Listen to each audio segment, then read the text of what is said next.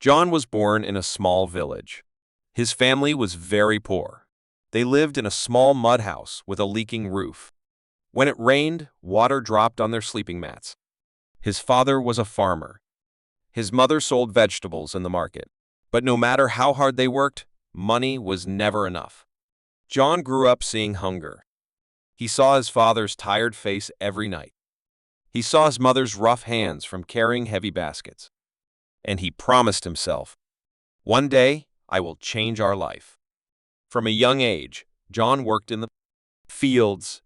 He cut grass, fetched water, and carried firewood. His hands were full of blisters. His feet had cracks from walking barefoot, but his heart was strong. At night, John looked at the stars. He dreamed of a better life. He dreamed of leaving the village and building a future. But dreams were not easy. Every morning, reality called him back to the fields. The cracked soil, the empty pots at home, the tired sighs of his parents. All reminded him that life was hard, yet those stars gave him hope. He whispered to himself, "One day, I will reach higher than these stars. I will not stay poor forever." And with that thought, he closed his eyes. Sleep came slowly, but hope stayed alive in his heart. One morning, his father told him, "John, life is hard, but never stop working. Hard work is the key." Those words stayed in John's heart forever.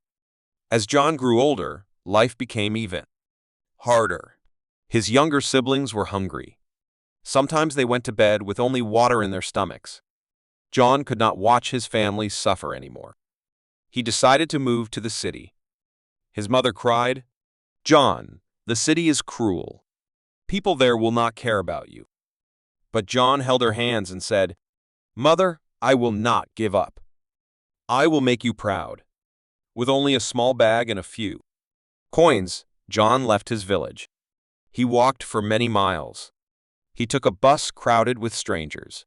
He looked back at his village for the last time. His eyes were full of tears, but his heart was full of hope. The city was big. Tall buildings, busy streets, and noisy markets surrounded him. John felt small. He had no friends, no job, no home. The first night, he slept on a wooden bench near a shop. The cold wind cut through his thin clothes. His stomach growled with hunger. But still, he whispered to himself, "I will not give up." Every day, John looked for work. He knocked on doors. He begged shop owners for a chance. But most said, "Go away, boy. You have no skills." Days turned into weeks. His coins were gone. He ate leftover food from dustbins. He drank water from public taps.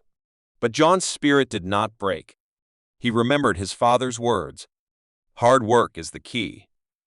One morning, John found a construction site. Workers were carrying heavy bricks and mixing cement. He walked to the supervisor and begged, "Sir, please give me work. I can do anything."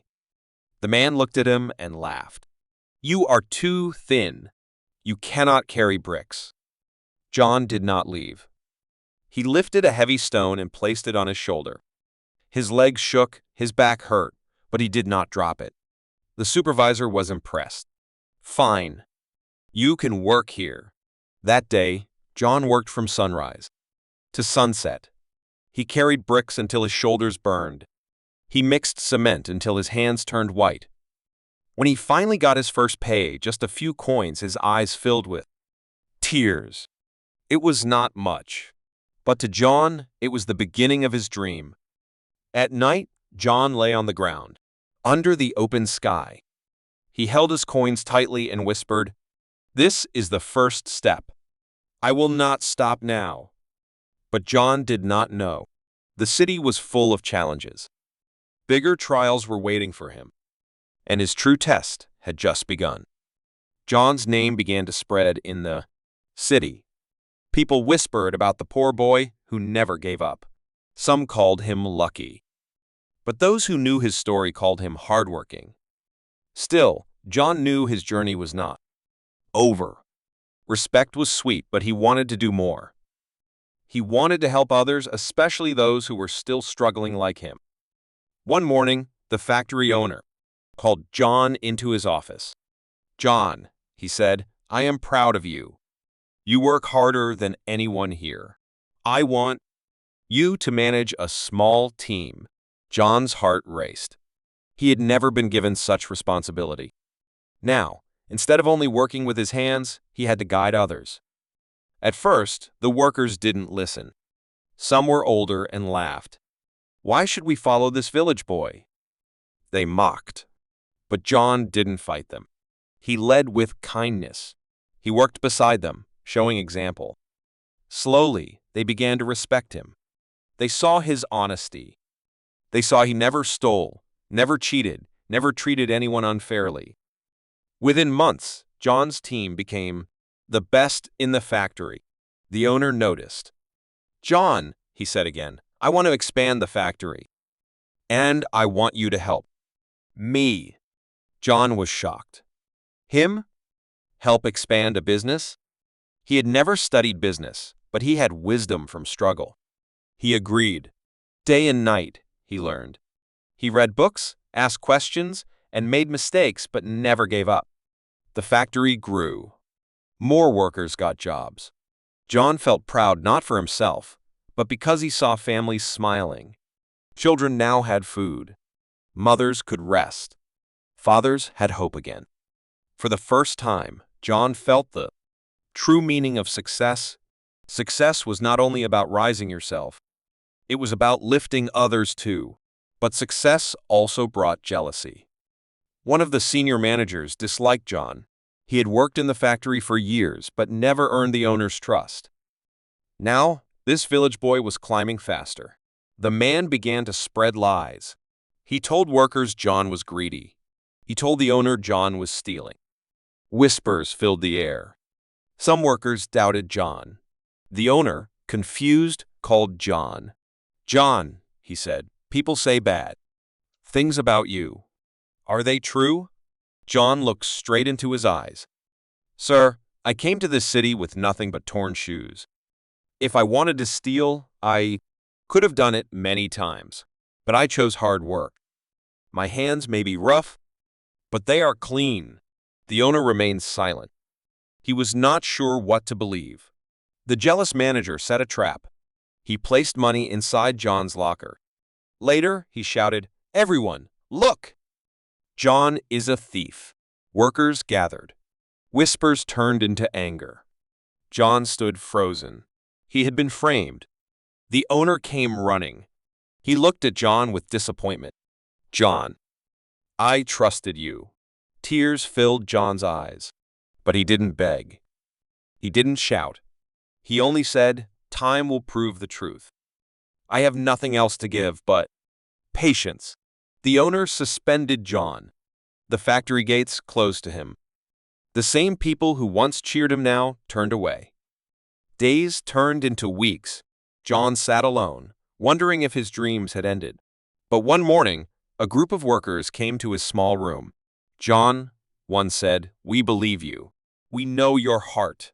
We want to work with you." John was surprised. "But I have nothing," he said. The workers shook their heads. "You have honesty. That is enough. Together we will build something." For the first time since his fall, John smiled again. John and the loyal workers started small. They rented a tiny shop. They repaired tools, made small items, and sold them in the market. At first, customers were few. Some laughed. "Who will buy from these poor men?" they said. But John had patience.